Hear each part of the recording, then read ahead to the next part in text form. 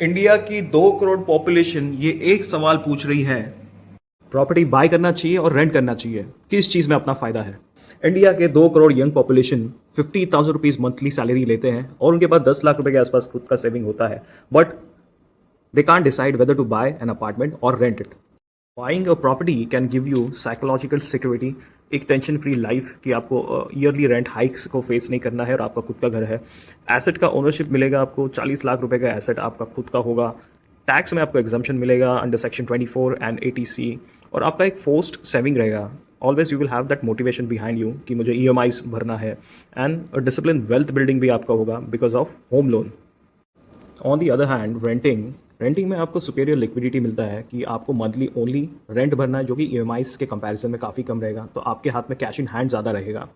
बाकी रिमेनिंग पैसा आप मार्केट में इन्वेस्ट करके you can take advantage of compound interest, and आप may be at least 12% per annum के हिसाब से आपके पैसे को ग्रो कर पाओगे। करियर मोबिलिटी, जो लोगों को एक पर्टिकुलर प्लेस पे जिनका जॉब फिक्स नहीं होता, जिनको रिलोकेट करना पड़ता है, कभी मुंबई, कभी बैंगलोर, कभी किसी और जगह पे, तो उनके लिए रेंटिंग ऑप्शन काफ़ी फ्लेक्सिबिलिटी प्रोवाइड करता है।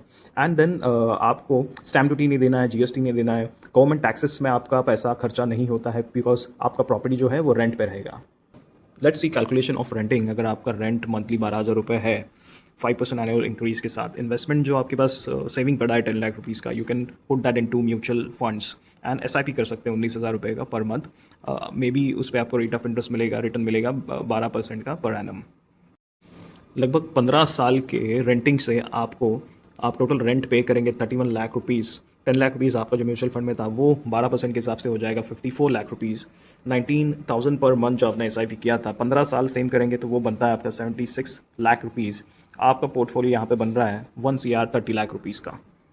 वर्सेस बाइंग अ प्रॉपर्टी, इसमें क्या कैलकुलेशंस है। सपोज आप एक प्रॉपर्टी ले रहे हैं 40 लाख रुपीज़ का, आपके पास 10 लाख रुपया पड़ा है फॉर ओन कंट्रीब्यूशन, आपने वो डाउन पेमेंट कर दिया, 30 लाख रुपीज़ लोन ले लिया बैंक से 8.5% पर एनम के इंटरेस्ट से, एंड 31,000 रुपीज़ आपका इसमें से EMI जाएगा फॉर 180 मंथ्स, एंड 5,000 रुपीज़ आपका मंथली एक्सपेंसेस रहेगा may be for maintenance, repairs and taxes.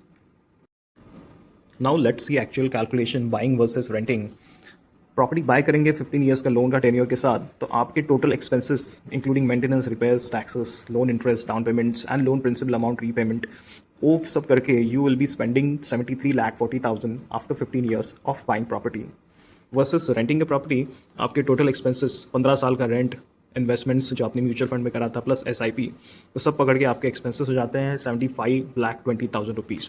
सो खर्चा लगभग आपका उतना ही है in renting and in buying property. अब आता है एक्चुअल डिसीजन मेकिंग पे, प्रॉपर्टी बाय करना आपको ज़्यादा बेनिफिट देगा या रेंट करना। सो प्रॉपर्टी बाय करेंगे आप 6% एप्रिसिएशन पकड़ते हैं एवरी ईयर फॉर प्रॉपर्टी, तो आपका 40 लाख का घर 15 साल के बाद बन जाएगा 95 लाख रुपीज़ का, और आपके एक्सपेंसेस रहेंगे ओनली 73 लाख रुपीज़। रेंटिंग में आपका 12% पर एनम के हिसाब से अगर रिटर्न्स पकड़े हैं तो 54 लाख रुपीज़ आप बनाते हैं म्यूचुअल फंड में, एंड SIP के through 76 lakh rupees. So with ROI on investment 1 CR 30 lakh rupees आपके इन्वेस्टमेंट्स के रिटर्न है, and after deducting rent paid that is 31 lakh rupees आपके जेब में, आपके अकाउंट में बच जाते हैं 99 लाख। इसमें भी ये पैसा आप निकालते हो तो प्रॉफिट जो भी होगा उसमें directly 12.5% long term capital gain tax लगेगा। दैट मीन्स आपके हाथ में आएगा सिर्फ 86,62,000 rupees. Comparing neck to neck comparison अगर हम करेंगे तो प्रॉपर्टी आपका बन रहा है after all expenses 95 lakh rupees का, एंड रेंटिंग में रहने के बाद, इन्वेस्टमेंट्स करने के बाद आपके हाथ में बच रहा है ओनली 86 लाख रुपीज़। सो ये सब दिखाता है कि आपका प्रॉपर्टी लेना इज़ मोर प्रेफरेबल, मोर